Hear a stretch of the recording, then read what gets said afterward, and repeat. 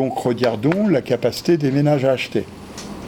Alors, nous sommes sur, sans surprise, une dégradation de cette capacité sur Paris, sur Lyon. Nous sommes donc sur une augmentation des prix qui reste soutenue. Hein.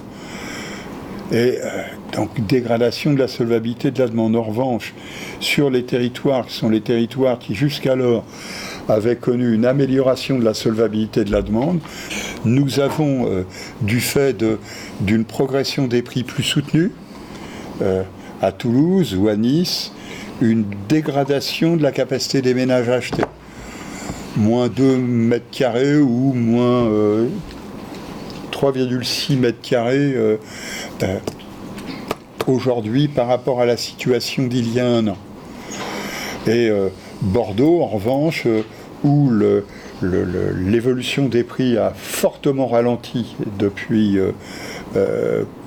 le début de l'année 2019, nous sommes sur une reconstitution lente, mais un début de reconstitution de la capacité des ménages à acheter. Donc nous avons un paysage qui finalement n'est pas flamboyant, alors qu'ici, dans la capacité à acheter, nous avons bien sûr la baisse des taux d'intérêt qui joue. Bien sûr, nous avons l'allongement des durées. Mais nous avons aussi, rappelons-le, l'augmentation forte de l'endettement contracté par les ménages pour réaliser les opérations. Et si on ne tient pas compte de cela, on ne peut pas comprendre sans doute ce qui s'est passé. Alors, voyons donc sur une période un peu plus longue. Regardons sur les 4 dernières années.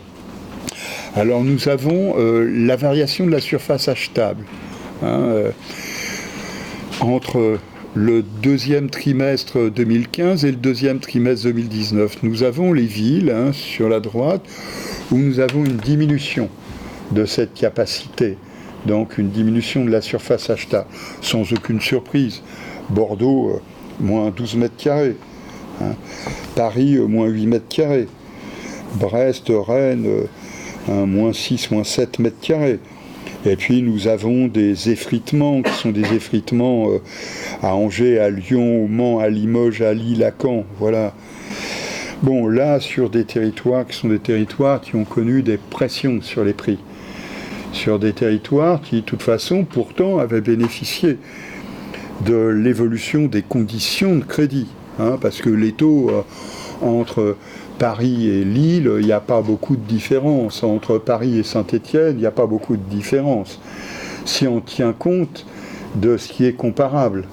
Puis évidemment, si on prend les taux moyens de Paris, où on va servir essentiellement des cadres supérieurs, dont les taux d'apport personnel sont supérieurs à 35%, si on compare aux emprunteurs de Saint-Étienne, où on va servir des employés, voire des cadres moyens dont les taux d'apport personnel sont à 10% ou à 9%, il y a une différence de taux, d'accord ?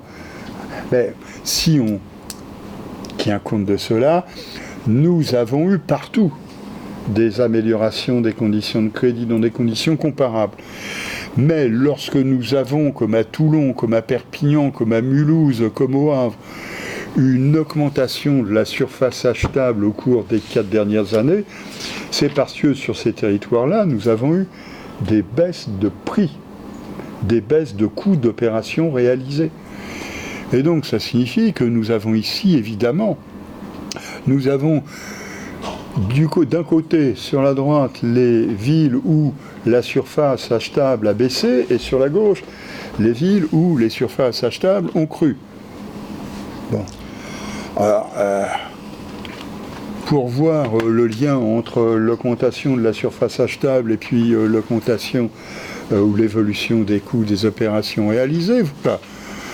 Nous avons en mauve, nous avons la variation du prix entre le deuxième trimestre 2015 et le deuxième trimestre 2019. Sans surprise, vous vous souvenez Bordeaux.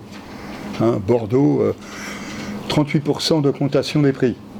D'accord ? Des indices de prix, des indices, attention. Si on parlait de coûts, c'est autre chose. Des indices de prix.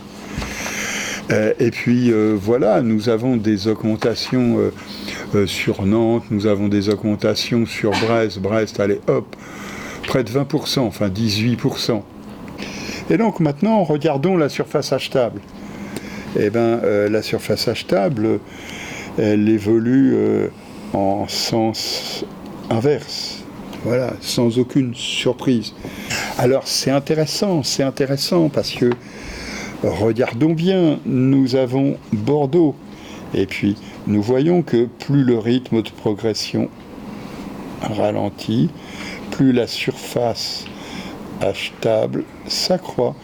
Nous avons ici du centripète, alors que là, nous avions du centrifuge. Voilà. Nous sommes donc sur des évolutions qui sont des évolutions d'une grande cohérence, bien sûr, qui permettent de comprendre ce que l'on vient de présenter.